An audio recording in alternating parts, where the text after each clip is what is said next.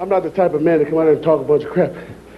But this man I'm talking about is one of the best, one of the baddest individuals you're ever going to see come out in the squared circle. And that man I'm talking about is the one and only Jimmy Hart. Not to the south, baby. Jimmy Hart. What are you talking? Jimmy Hart.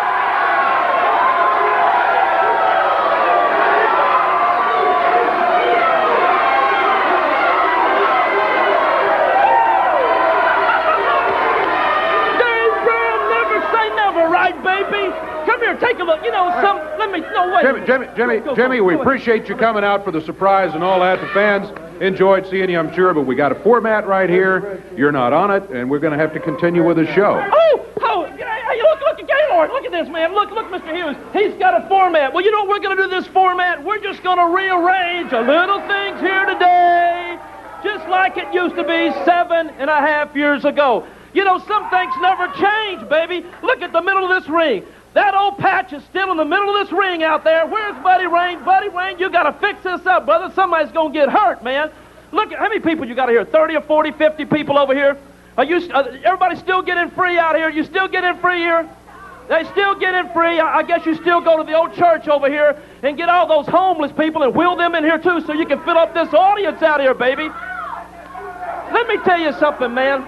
I'm here today to give everybody here a history lesson. Because, you know, sometimes you need to go back to school and learn a little bit from your past. You know what I'm saying, baby? Many years ago, back in the 1960s, baby, at Treadwell High School right here in Memphis, Tennessee, Jerry Lawler and Jimmy Hart went to school together. Now, the only thing difference in Jerry Lawler and Jimmy Hart was this. I graduated from Treadwell High School with honors.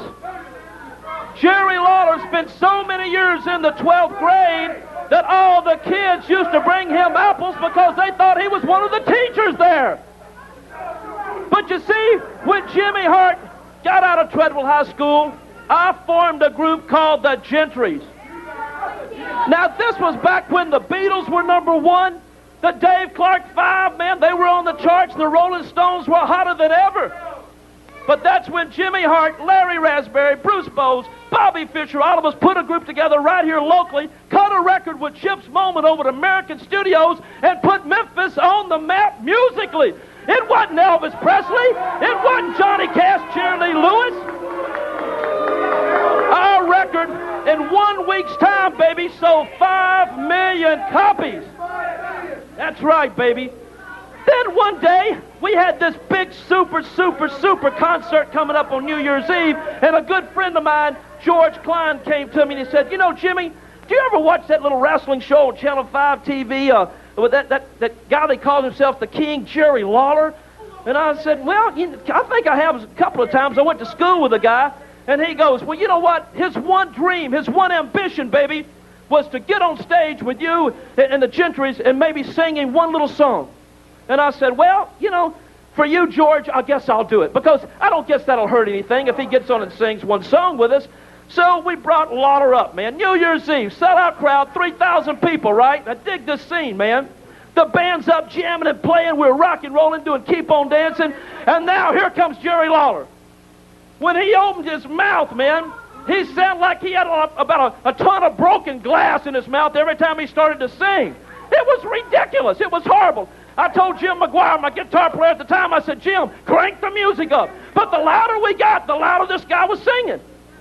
So we come off stage. What does the manager say? The manager says, you know, Jimmy Hart, buddy, this guy was so bad, I think it's killed your career musically here in Memphis. So for 6 months, baby, we couldn't even get a job in town. So I went to Jerry Lawler and I said, hey, look, King, this is the situation. This is the situation, baby.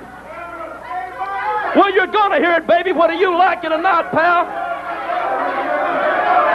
So I went to him and I said, King, your wrestling career's dead. My music career's dead because of you. So why don't we get together and put ourselves together a situation that'll take you back to the top of the wrestling scene. So for 1.5 years, I managed Jerry the King Lawler. He He held every kind of belt imaginable, baby, until one day, Lawler felt a little homesick. So he wanted to go back to Memphis, Tennessee, Treadwell High School, and play some touch football with some of his local high school flunkies. While he was playing football, that skinny referee that used to be here, Jerry Calhoun, blindsided Lawler and broke his little puny leg. Now, there goes Jerry Lawler up to the St. Francis Hospital. He's in traction. He's got a broken leg. Now, what's Jimmy Hart supposed to do? Am I supposed to quit wrestling, quit music for Jerry Lawler? No way, baby.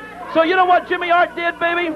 I came back down here, Channel 5 TV. I wasn't going to sit up there and change his bedpan, hold his hand, take his temperature. And I went on TV, and I said the most famous words ever said on Channel 5. What do you do when a horse breaks his leg, baby? You shoot him. That's exactly what you do. So I started managing other wrestlers, and I took them to the top right here in Memphis, Tennessee. But then, that's where the big conspiracy started, baby. That's when old Eddie Marlin, Mr. Tight Pockets, got together with a big promoter here, Jerry Jarrett, and they formed this big coup, him and Jerry Lawler, to get rid of the mouth of the South, Jimmy Hart, 7.5 years ago.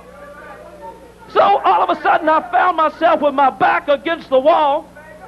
The first match they signed me to going down to the Mid-South Coliseum on Monday night and going in the ring against Thomas Marlin, who weighed 255 pounds, who was Eddie Marlin's brother, who was an ex-boxer, Golden Gloves champion, and now I'm in a boxing match in the Mid-South Coliseum. But what did I do, baby? I hit him with a left hook, knocked him out, went over, looked down, pulled up the old, get the camera down here. You see you got one camera here. Reached down, took the boxing glove off, and there was a pair of brass knucks in there. But you know what? Jimmy Hart landed on his feet as usual. About 6 months after that, all of a sudden Eddie Marlin goes, you know, Jimmy, we've just signed you another match, and it's with Andy Kaufman. Andy Kaufman, the comedian, Mr. New York, Mr. Hollywood. He said, yeah, you're going to be in a handicap match against Jerry Lawler. And I said, Andy Kaufman can't wrestle. What am I doing with him? So now, there I am in the Mid-South Coliseum Monday night in a handicap match with Andy Kaufman against Jerry Lawler. What happens? You know the rest of the story. Lawler pile drives Andy Kaufman, breaks his neck, Andy Kaufman dies. It was going to be Jimmy Hart. I know he was trying to pile drive me, but once again, baby, Jimmy Hart landed on his feet, baby. But then, this was the big one, baby. The history lesson is almost over, but I want you to listen to this part right now. This is very important, baby. Then, the big one. Right here, Corey, where you're sitting, pal, there used to be a man that used to sit there named Lance Russell, Banana Nose Lance Russell. This guy's nose was so big that every time he stuck his big head and nose outside his car window, the police arrested him for indecent exposure. So one day out here, in this very same dilapidated ring, I happened to slip and fall and dump a big bag of flour on Lance Russell's head. So what does he do? He runs to Dave Brown, the weather clown over here, who was his best friend in the whole world. They run over here to Eddie Marlin, and they go, we have got to get rid of Jimmy Hart. He is a threat to us down here. So what do? They put this big scheme together. He suspended me. Lance Russell suspended Jimmy Hart. What gave him the authority to suspend Jimmy Hart? He couldn't do that. Only Eddie Marlin could. So what happens? I am forced into a loser-leave town match at the Mid-South Coliseum on a snowy, rainy Monday night. But the big gimmick is this, baby. I couldn't even show up for the match because I was suspended. So I had to go to get one of my superstars at the time, Eddie Gilbert, who's still one of the greatest professional athletes in the world today, baby. He was up there in the Baptist Hospital with 2 IVs in each arm with a 108-degree temperature. We had to get the ambulance, take him down to the Coliseum, wheel him down to the ringside, and he had to go in the ring and fight Jerry the King Lawler. And the only reason he didn't beat Jerry the King Lawler then is because Jerry Calhoun, at the particular time, his best buddy in the world, Lawler's, gimmicked the match, and we lost it, baby. So there was Jimmy Hart, settling his home, packing up his bags, and heading out of town. But once again, you guessed it, I landed on my feet, baby. New York City. Everything has been fabulous in New York City. It's been great. The money, Philadelphia Spectrum, Boston Gardens. We just came back from SummerSlam, 83,000 people. But then all of a sudden my world came to a screeching halt because I had a little bit of news, baby, a little bit of news that came sifting up from the South down here. And it said that Jeffery Jarrett, Eddie Marlin's grandson, Jerry Jarrett's son, Jerry Lawler's tag team partner, who, by the way, are supposed to be the number 3 tag team in the world. Do you believe that?